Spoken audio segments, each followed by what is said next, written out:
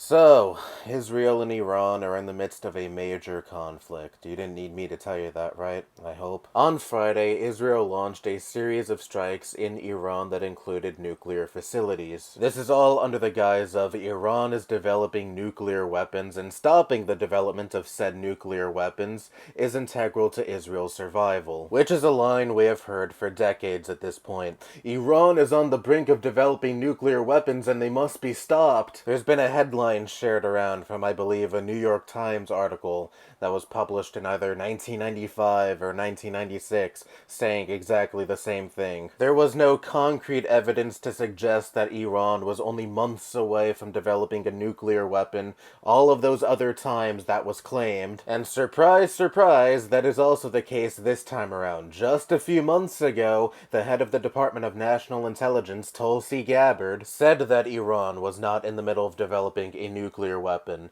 Iran's nuclear weapons program was suspended in 2003, 22 years ago. But, you know, your average American citizen is dumb as fuck and is ignorant of, well, one, domestic affairs. Forget about foreign politics, they probably can't even point to Iran on a map. And so, it is easy to dupe the public with flashy, scary headlines about how Iran is supposedly on the brink of being a nuclear threat, and so that manufactures consent from the ignorant public for a conflict like this to happen, and for the United States to aid Israel in this conflict, and to also consent if it gets to the point where American troops are being deployed. Because this country's politicians and government cannot get enough of that sweet APAC money. But do you want to know what actually ensures Iran looking into developing nuclear weapons? Something like this happening. Israel initiated the offensive attacks, bombing nuclear facilities, bombing military sites, bombing civilians. No shit, the country at the brunt of those attacks is gonna go like, okay, let's finally develop the weapons you claim we have, in an effort to stave off Israel's attacks, because now there would be the looming threat of Israel having a fucking nuke dropped on them. And then Iran actually becomes a nuclear threat, which is scary for this country, because obviously Israel has the US wrapped around its fucking finger. And when it comes to retaliatory attacks from Iran towards Israel,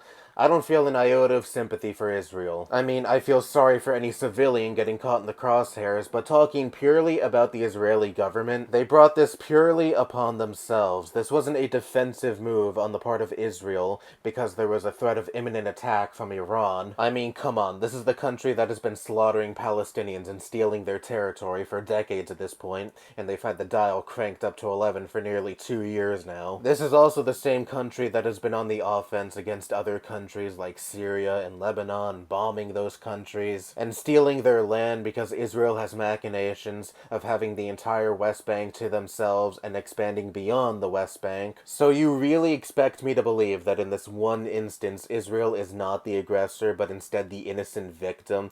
Yeah, okay. Anyway, the Trump administration has talked out of both sides of its mouth regarding its involvement in this attack, because, you know, obviously, Trump can't keep a coherent narrative to save his fucking life. Marco Rubio has said this was a unilateral attack that the US had nothing to do with, only for Trump to say, yeah, we were fully in the loop this whole time. I gave Iran an opportunity to make a deal regarding its nuclear weapons program, and Trump is obviously trying to uphold that pro-peace president bullshit his supporters love to say about him, by attempting to broker peace between Israel and Iran and having Iran enter an agreement to not develop nuclear weapons. Yeah, if only Iran was already in an agreement to not develop nuclear weapons. Oh, wait, they were. It was an agreement that Trump himself withdrew the US from back during his first term, an agreement that Iran adhered to. And had Trump not tarnished that agreement, this current conflict that is going on right now would not even be fucking happening. It just never ceases to amaze me how fucking stupid Trump is.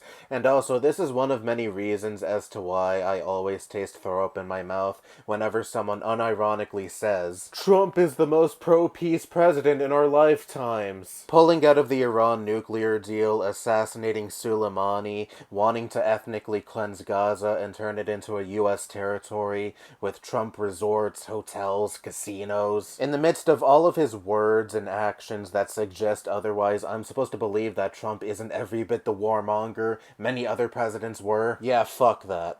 Anyway, I was watching a Kyle Kalinske segment a little bit before recording this video, breaking this conflict down down, and in that segment he included a clip from Fox News interviewing Netanyahu. And Netanyahu was very clearly trying to appeal to Trump and not so subtly suggesting that the 2 assassination attempts on Trump last year were carried out by Iran. And Trump is about as brainless as a sea sponge and will gladly go along with anyone who jacks his own ego off enough. And like I said, Trump has zero anti-war principles, so I could easily see him falling for this and deploying American boots on the ground, which is exactly what Netanyahu wants and is nudging Trump to do. Because Netanyahu is an evil fuck and is trying to sell the delusion that this is some holistic, necessary evil war that is happening not only because Israel wishes to protect itself and the US, but the entire world from the threat of Iran. And Israel is doing what it does best: bomb and invade a country it wishes to change the regime of. Israel has no interest in peace. Case in point, they're also bombing buildings where diplomats handling foreign affairs in Iran would meet in. Buildings where any kind of possible peaceful solution could be conjured up in. And with those strikes, Israel is very clearly saying we're not interested in any solution that doesn't involve mass bloodshed. And Israel is trying its damnedest to involve the US in this conflict even more than it already is, and help them with the dirty work, which would put this country in very real risk of retaliation from Iran. A country that may finally become the nuclear threat the media has been fear-mongering over for decades. How lovely. This is what this country's unwavering support for Israel can possibly lead to.